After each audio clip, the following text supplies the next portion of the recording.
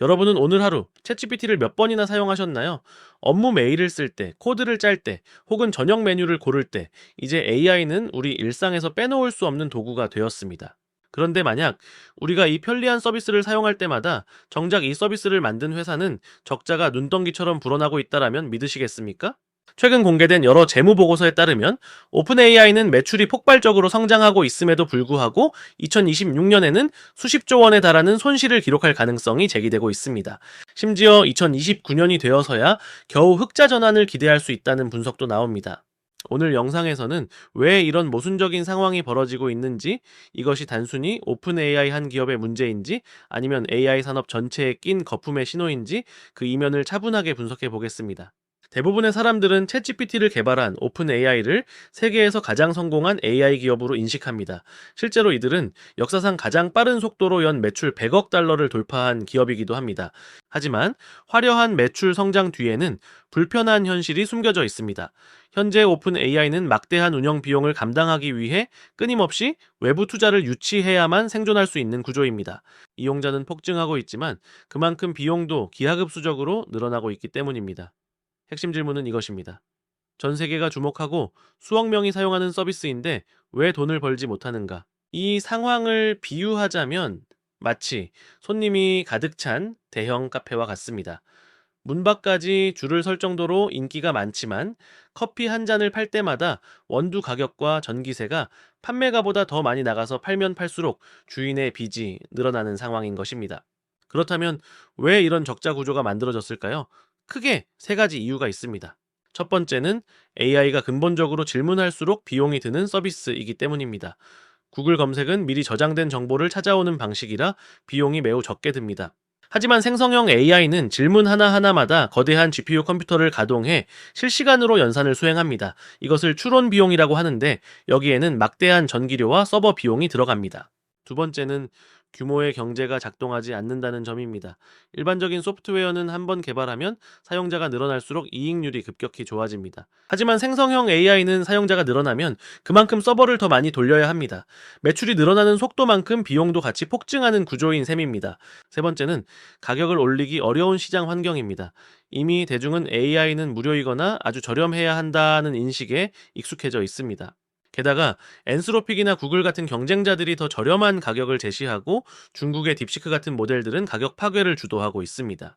세 번째, 정작 이 기술을 만든 오픈 AI는 돈을 벌고 있을까요? 여기서 우리는 플랫폼의 함정을 마주하게 됩니다. 현재 챗GPT의 월간 활성 사용자 수는 10억 명을 넘어섰습니다. 인터넷 역사상 유례 없는 속도입니다. 하지만 문제는 이 10억 명 중 대다수가 무료 사용자라는 점입니다. 결국 사람이 몰릴수록 적자가 커지는 기존 IT 산업 상식으로는 이해하기 힘든 사업 구조가 지속되고 있습니다. 결국 오픈 AI는 마이크로소프트나 아마존과 같은 거대 기업에 인수될 가능성을 배제할 수 없는 상황입니다. 이것은 비단 오픈 AI만의 문제는 아닙니다. 구글, 메타, 아마존, 그리고 엔스로픽 같은 다른 빅테크 기업들도 상황은 비슷합니다. 이들 모두 수십조 원을 들여 그래픽 카드를 사들이고 데이터 센터를 짓고 있지만 아직까지 천문학적인 투자비를 회수할 명확한 수익 모델은 불확실합니다. 다만 차이점이 있다면 구글이나 메타는 기존의 광고 수익이나 클라우드 사업으로 번 돈을 AI에 쏟아붓고 있어 버틸 체력이 있다는 점입니다. 반면 오픈 AI는 AI 서비스 자체가 주력 사업인 서비스 최전선에 있는 기업입니다. 게다가 무료 사용자 비중이 압도적으로 높습니다. 즉, 오픈 AI가 유난히 경영을 못해서가 아니라 현재 AI 산업 전체가 기술력은 확보했지만 그 기술로 돈을 버는 방법은 아직 명확히 찾지 못한 과도기에 있다는 분석이 있습니다. 월스트리트 일각에서는 이를 두고 AI 버블을 경고하기도 합니다. 2000년대 초반 닷컴 버블과 자주 비교되는데 기술 자체는 혁신적이지만 시장의 기대가 지나치게 과열되어 있다는 공통점이 있습니다. 당시에도 인터넷망을 까는데 엄청난 돈이 들었지만 정작 돈을 버는 서비스가 늦게 나와 많은 기업이 도산했습니다. 하지만 차이점도 명확합니다. AI는 이미 우리 실생활 깊숙이 침투해 있습니다. 기업들은 업무 효율을 위해, 개인은 창작과 학습을 위해 실제로 이 기술을 쓰고 있어 실체가 없는 허상은 아니라는 뜻입니다. 정리하자면 AI 기술 자체가 거품인 것은 아닙니다. 그렇다면 오픈 AI가 무너지면 AI 시대도 끝나는 걸까요? 그렇지는 않을 겁니다. 닷컴 버블이 터지고 난 뒤에도 인터넷은 사라지지 않았습니다. 오히려 거품이 꺼지고 살아남은 구글, 아마존 같은 기업들이 더 단단한 인터넷 세상을 만들었죠.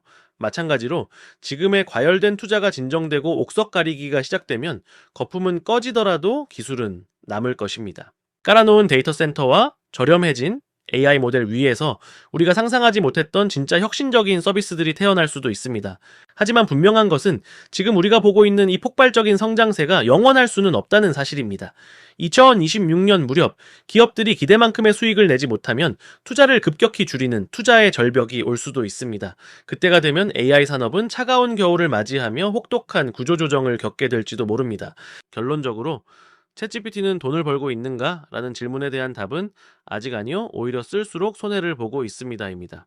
이것은 단순한 기업의 적자 문제를 넘어 인류가 개발한 가장 똑똑한 도구가 과연 경제적으로 그리고 물리적으로 지속 가능한가에 대한 엄중한 경고를 담고 있습니다. 우리는 지금 거품과 혁신, 그 아슬아슬한 경계선 위를 걷고 있는 셈입니다. 결론입니다. 현재 제기되는 오픈 AI의 위기설은 회사가 당장 망하거나 AI 시대가 끝난다는 뜻이 아닙니다. 다만 묻지마 투자와 무한 경쟁의 시기가 끝나고 진짜 수익성을 증명해야 하는 현실 점검 구간에 진입했다는 신호입니다. 앞으로 3월 모년 우리는 살아남는 AI 기업과 사라지는 기업을 목격하게 될 것이며 본격적인 유료화 시대를 맞이하게 될 것입니다. 챗GPT는 분명 미래입니다. 하지만 그 미래는 아직 거대한 적자 위에 서 있다는 점을 우리는 인지해야 합니다. 시청해주셔서 감사합니다. 영상이 유익했다면 구독과 좋아요 부탁드립니다.